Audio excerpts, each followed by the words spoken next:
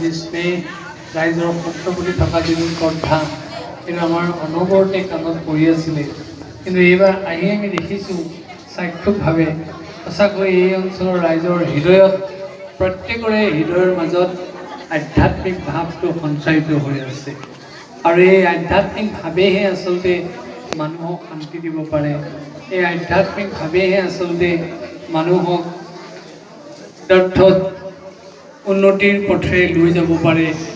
ধন টকা পইচা ঐশ্বৰ্য সম্পদে মানুহক স্বচ্ছলতা দিব ঠিকেই, কিন্তু আধ্যাত্মিক ভাৱ নথকা পৰ্যন্ত মানুহে সম্পূৰ্ণ শান্তি অনুভৱ কৰিব নোৱাৰে।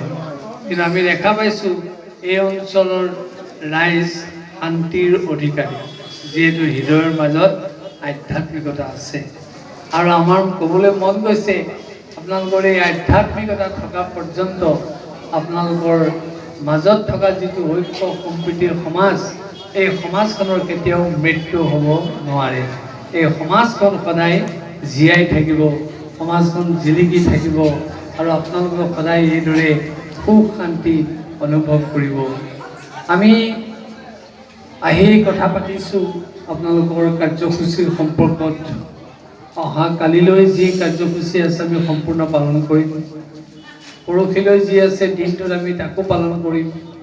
কিন্তু সন্ধিয়ালৈ যি ভাওনা আছে সেই ভাওনা যদি আপোনালোকে অকণমান আৰম্ভণিতে আমাক দেখুৱাই, আমি হয়তো ভাওনাখন চাই যাবলৈ বিচাৰিম।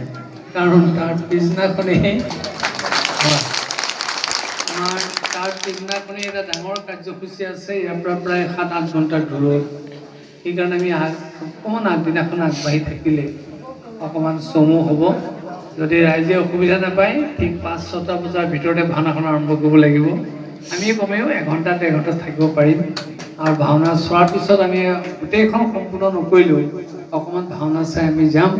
আৰু ভাওনাৰ সম্পৰ্কতো আমি ভাষণ ৰাখিম, দুআষাৰ কম। ভাওনাত প্ৰয়োজন হ'লে আপোনালোকৰ যদি উদ্বোধক নাই আমি উদ্বোধনো কৰি দিম আৰু ভাওনাৰ ব্যাখ্যাও কৰি দিম। আমি সঁচাকৈ আপোনালোকক দেখি বৰ আনন্দ অনুভৱ কৰিছোঁ। ইমান ভক্তিভাৱ আছে, সকলোৰে শ্ৰদ্ধা আছে। আপোনালোকে হয়তো আমাৰ কাৰণে বহুত সময় অপেক্ষা কৰি আছিলে, কিন্তু আমাৰ আৰু এটি অনুষ্ঠান কণা নদীৰ পাৰত আছিলে।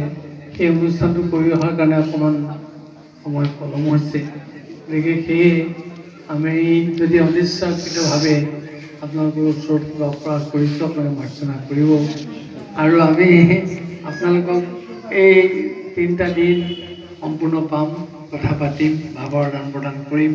আৰু আপোনালোকৰ যি মনৰ